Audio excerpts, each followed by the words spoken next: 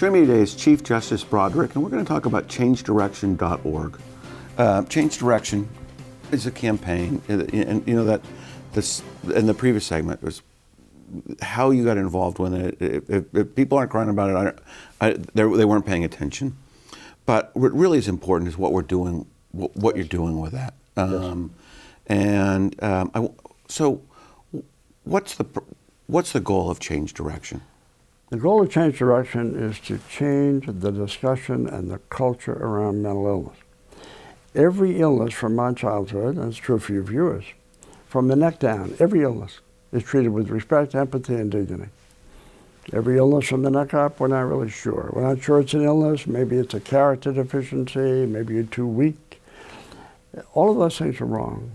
And there are people who are suffering in silence and in shame who don't want to talk about it.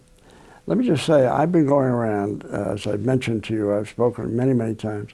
I've spoken at over 32 high schools now. Sometimes I speak to 200 kids, sometimes I speak to 800 kids. And this is not about me, it's about this campaign. What are the 5 most common signs of mental illness? And let's start talking about them. I spoke one morning at Pembroke Academy. 800 kids filled into the auditorium or the gymnasium in those uncomfortable wooden bleachers we all remember. And I was at one end of the basketball court, and they're on both sides, grades 9 through 12, 9 a.m. I wasn't sure the microphone was working, but if it was, I wasn't sure with the 50-foot ceilings they could hear me. But I couldn't stop, so I spoke, wondering what would happen when I finished. Again, this is not about me. It's about the message. When I finished speaking, 840 high school kids stood up and applauded. And I said to the principal, do you see what's happening here? They don't know me. They are so delighted that somebody stood up in a public room and said, it's not okay to have a mental health problem, but it's okay. It's not your fault. You're a good person, a decent person. Stop being ashamed. And so we need to do that. In every other illness, from breast cancer, my childhood, people whispered the word cancer. Nobody said the word breast other than Hugh Hefner.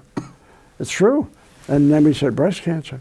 When AIDS broke out in the 80s, it was frightening. Maybe they're bad people, what's going on? And then Magic Johnson said, I have HIV, and it was suddenly okay. Not only was it okay, we had to find treatment and a cure. Mental illness has never had a Magic Johnson moment.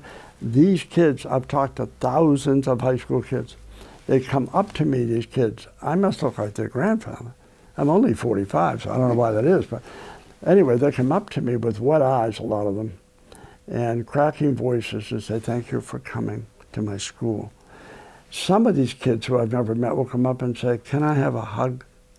And so I'm hugging kids in gyms and auditoriums. It's not right.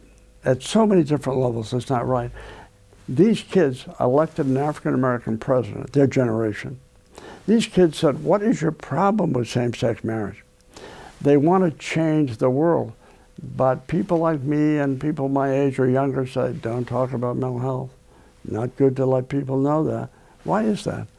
And that's what we're trying to do. And if we do it, we will free lives and change lives.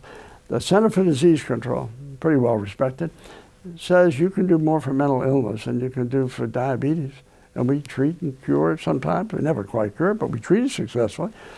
You can treat mental health so successfully, but we're not really doing it. Well, why is, I mean, we got about 30 seconds left. Why aren't we as a society really tackling this problem? Because we don't want to recognize it for what it is. We'll look at the opioid crisis and we'll say, oh my goodness. Do you realize most people with mental health problems are not using drugs? But many people overdosing on heroin have foundational mental health problems. We got to be smarter. The codependency issue. Absolutely. We got to take the wraps off it. As my wife would say from time to time, we got to put our big boy pants on here. We got to look at it. We got to help these people. Half of all mental illness in the United States, half, starts by age 14. My son was 13. If we're not looking, we're not finding. And if we're not finding, we're not helping. So we wait for people to act out, go to jail, drop out of school, drop out of jobs. Wait till it's almost too late. Sure, and then we treat the symptom, not the cause. So, I want to talk about that. We're out of time, but we return. We're going to talk about the 5 signs. So please stay with us.